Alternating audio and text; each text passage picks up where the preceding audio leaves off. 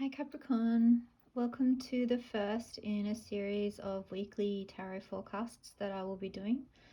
This one's very late, it's getting done on Thursday, and it's a forecast from Monday to Sunday, so apologies for that.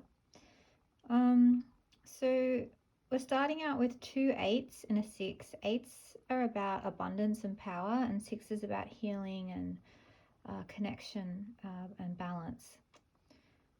I think you've been in the fight of your life. I think you've had demons from the past that have been coming up and threatening to swallow you. And I think it's been a battle. And it's changed you. It's been a really intense time for you. I mean, you guys are such serious, determined, hard workers. Like you haven't run away. You're not cowards, that's for sure. But it's a lot of old limiting self-beliefs, a lot of trauma that you've had to fight, both past and present, and it's changed you. You're very different.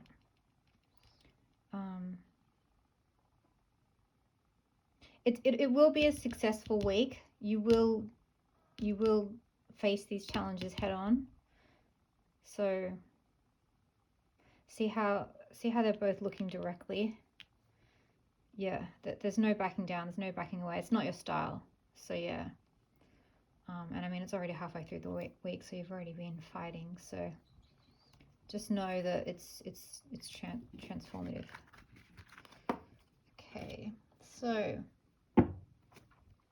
the energy we're working with for this week is the 7 of Swords, which is stealth, which is going undercover, which is keeping your cards close to your chest, not sharing what you know, being particular and selective with who you surround yourself with and the information that you give out.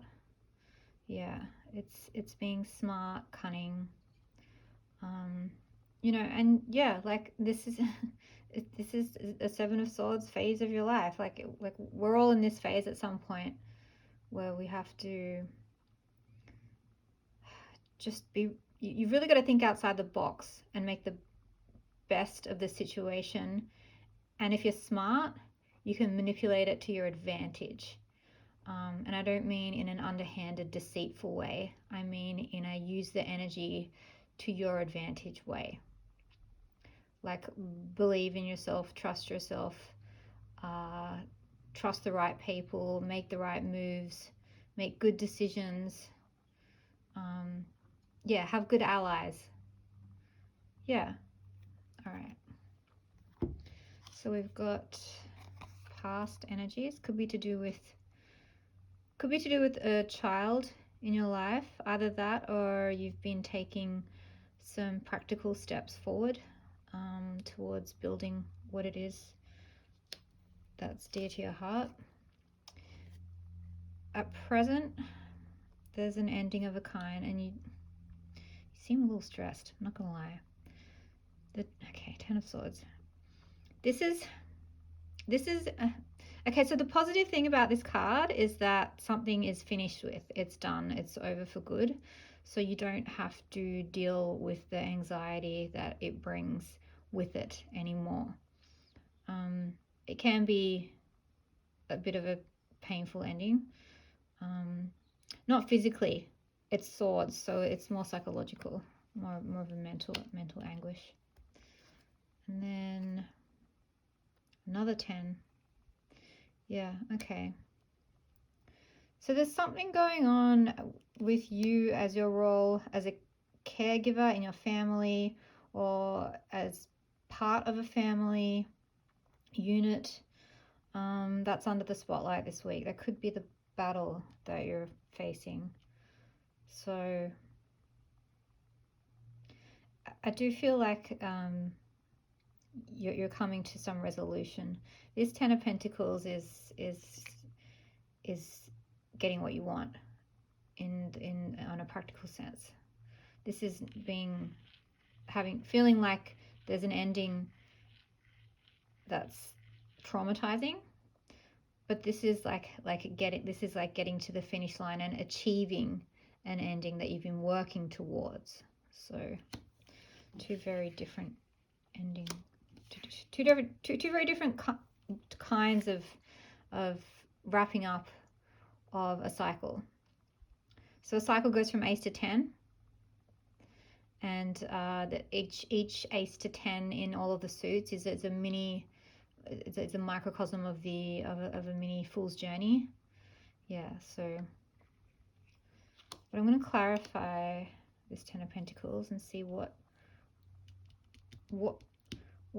satisfies you eventually after this feeling of. This is current energy. This is present energy. You feel traumatized right now, but this is what's coming in, is satisfaction. So you'll get through this. You'll have clarity, communication. Things will become clear. And the 9 of Pentacles. You'll feel freer. Yeah. This is good. These are all, I don't like to say that there's positive and negative cards in the tarot because they all have high and low vibrations, but you'll feel a lot more in control, way more stable, a lot clearer. I think this is necessary. It's just, it's a tricky time that feels painful, but it's necessary to get to this much more pleasant place that you'll find yourself in at the end of the week. This is a couple that looks like they're getting along. This is the whole family, and this is clarity. Communication is going really well. Okay. All right. Awakening. Yeah, so you are upgrading. See how she's rising? Yeah, and we've got, okay, so it's eclipse season, and it's hectic. It's going to be intense. This is an intense month. There's no doubt about it. The 15th and the 28th. We have 2 eclipses. The role of eclipses in our lives is to speed up the removal of anything that was no longer in your highest good. It may have been at one time, but it was past its use by date. You were hanging on to it. You didn't want to let go of that person, that job, that way of being, that house, that career.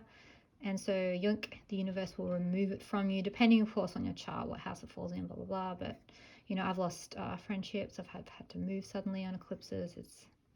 Yeah, they're pretty intense. So, and there's nothing you can do. It's sort of out of your control. And then we have, yeah, exactly. It's out of our control. So this is a 4. 3 plus 1 is 4. And 4 is about foundation building. So if you can try to just, you know how like when you're going through pain and you tense up and it makes it worse, if you can relax through this where you're at right now and just know that things are going to resolve themselves, it'll make it a lot easier for you, and then you're building a new foundation. But you've got to relax your hold. You've got to relax your grip. You've also got to be prepared to let these eclipses potentially shake your life up and know that it's for your higher good. Yeah. But you won't, I don't think you'll have to keep fighting for too much longer. Not with these cards of sort of things slowing down. Anyway, I've got to 9 minutes, and that's a long time. So thank you for sticking with me, if you stuck with me through the whole reading, Capricorn, and hopefully I'll see you next week. Okay, bye.